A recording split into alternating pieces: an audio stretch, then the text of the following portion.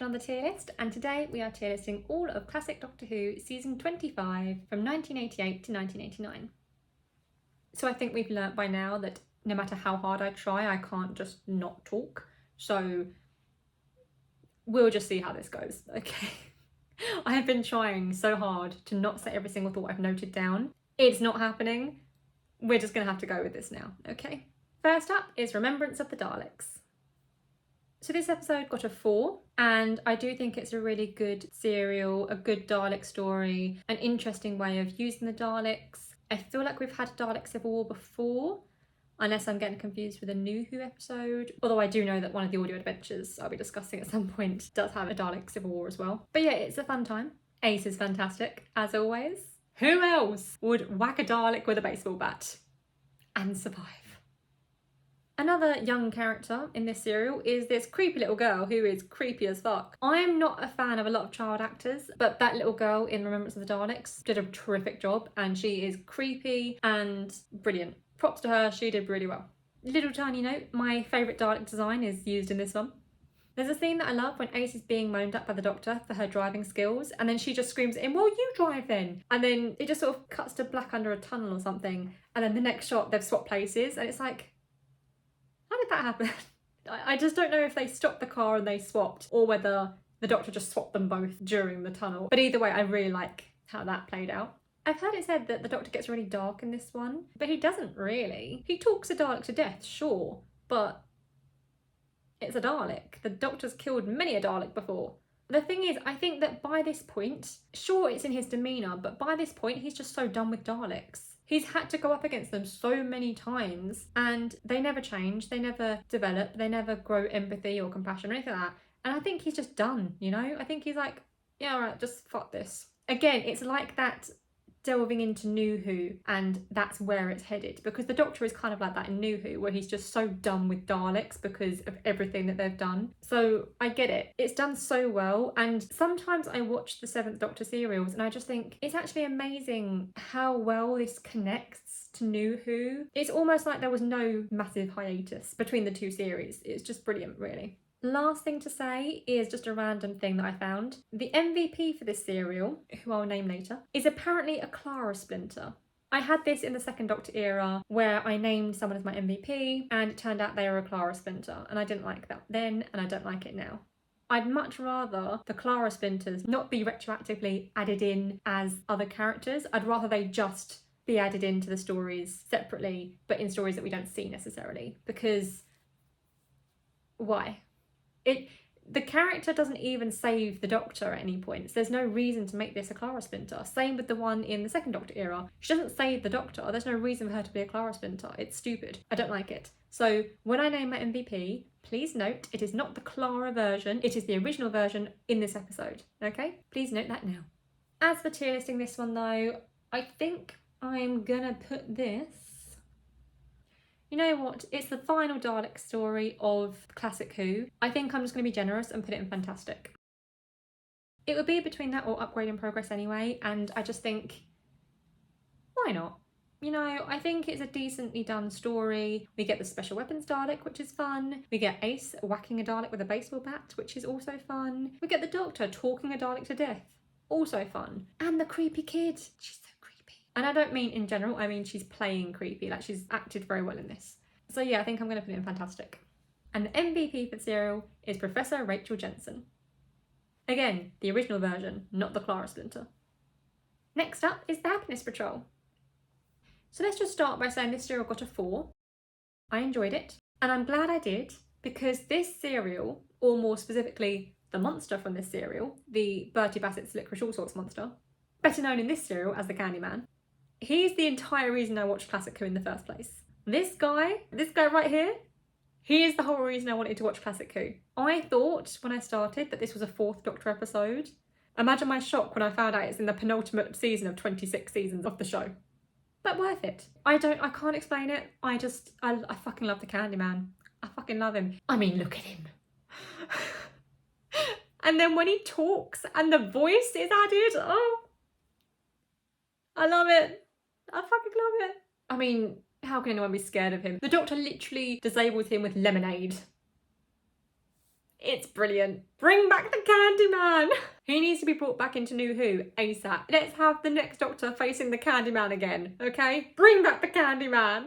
Other than that, I like the pink paintwork on the TARDIS. I don't know why they did it. I think they just wanted another bit of merch to sell. But I like it. I think it's cute and fun, and the Doctor digs it, so why not? He appreciates some good paintwork, even if it's pink.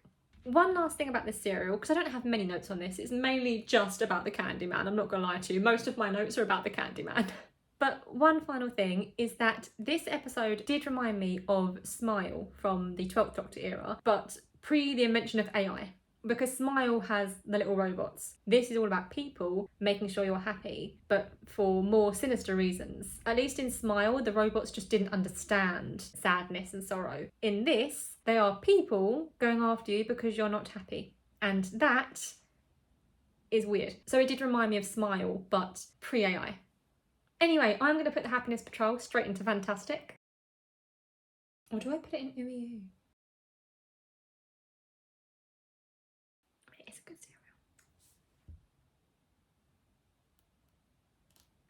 serial. Okay, you know what? I'm doing it. I'm going to move it into OEU. Now you may think the Happiness Patrol has no business being in OEU, but that I say, I'm reporting you to the Happiness Patrol. I think it's a fun serial. It showcases Doctor Who and all that Doctor Who is, the wacky monsters, the comic aspects of it as well, the Doctor being doctory, Ace, the companion, being feisty as hell. It's everything I want in a Doctor Who episode, you know? And it's cosy. I'm putting it in OEU and you can't stop me.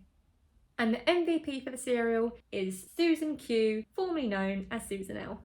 Next up is Silver Nemesis. So Silver Nemesis got a 4, and it's a 4-4 across the board. This serial aired on the 25th anniversary of Doctor Who, and I think it's quite a nice one to have, to be honest. I remember not enjoying it that much the first time around, but it was much better the second time around when I watched it, so I appreciate that. I always love a return to the Stewart era. Lovely sets, lovely costumes, we love to see it. One thing I really like about this serial is the same as a serial in the next season I'll discuss next week, is the use of time travel. Works so well. This is a timey-wimey story. It's not just a Doctor Who story, it's a proper time travel story, because the Doctor's previous adventures affected this one because of something the Doctor's done in his past that we haven't seen. And the lady from the Stewart era, Lady Payne-Forte, I think her name is, she goes forward to the future when this thing comes back to Earth. I do like when the consequences of the Doctor's actions come back to haunt him. Ace in this serial is brilliant. She is so brave. Ace willingly admits to the Doctor just how scared she is of everything that's going on, but she doesn't let it stop her. She is going up against the Cybermen no matter what. The Doctor does accept her fear and says, you know, go back to the TARDIS, that's okay. But she's like, no, I'm staying to help. I'm just absolutely petrified. And then later on, she is surrounded by 3 Cybermen, and all she has to defend herself is a slingshot. Yet she stands firm, is true to herself, and wins out in the end. Ace is fantastic, and I love her. Also, just the pair of them, Ace and the Doctor messing with the Cybermen, is always funny to see. And this serial has a really great moment of the Doctor and Ace to do with her Nitro 9. If you know, you know. I love it. Even though he says to her to keep it in the TARDIS, keep it away, keep her backpack away, he knows that she's got it on her. I love it. One thing I am confused about though is the statue knows some dark secrets about the Doctor. But what dark secrets does he have before the Time War? Because everything in New Who to do with his dark secrets are specifically about the Time War, the fact that he destroyed Gallifrey and the Daleks and blah blah. Obviously he didn't, but he doesn't know in the first few seasons. And how did the statue even know all this? I have questions. But yeah, overall it was a decent story. I really enjoyed it, and I think I'm going to put it into... Fuck it, I'm going to put it in Fantastic again. It's a good story. And the MVP for the serial is Richard Maynard. Next up is The Greatest Show in the Galaxy. This is the greatest show in the galaxy. Okay, so I forgot just how good the opening rap to this serial was. I mean, seriously, I may love this rap more than I love The Ballad of the Last Chance Saloon. It is possible. Also, I really like the visuals of the planets in the sky. I think that looks really beautiful. I don't know how they did it. I would love to see some BTS of the classic series, to be honest, but I really liked it. Beautiful visuals there.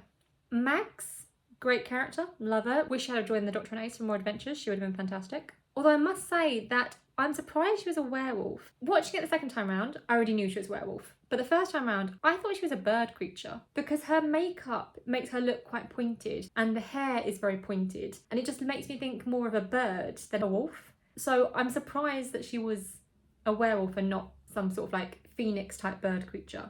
But you know, she's fierce either way. Good for Mags. Captain Cook, however, hate him. Hate the bastard. Fuck him all the way to the psychic circus and back.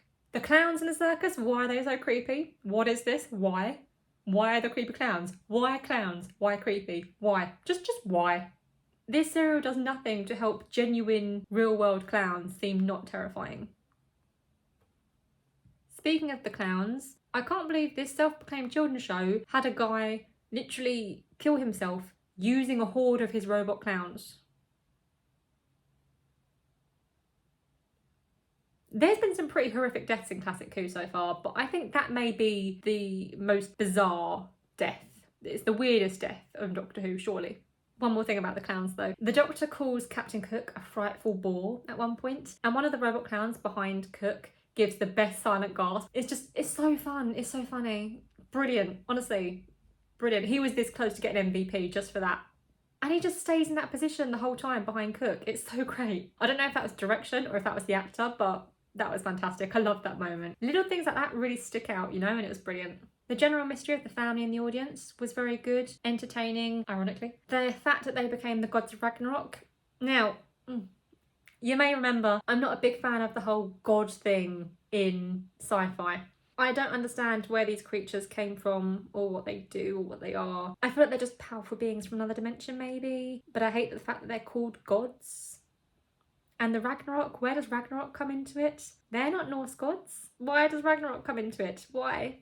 And the fact that they're stone statues is really weird as well. I think I would have preferred had they have just stayed as the mother, the father and the daughter, but that's just me. Gotta say though, when the Doctor does go up against the gods of Ragnarok, it's really quite interesting watching him distracting them as much as he can, while Ace does all the legwork to save the day. Good on Ace. This is her first full season with the Doctor, and she's already on it.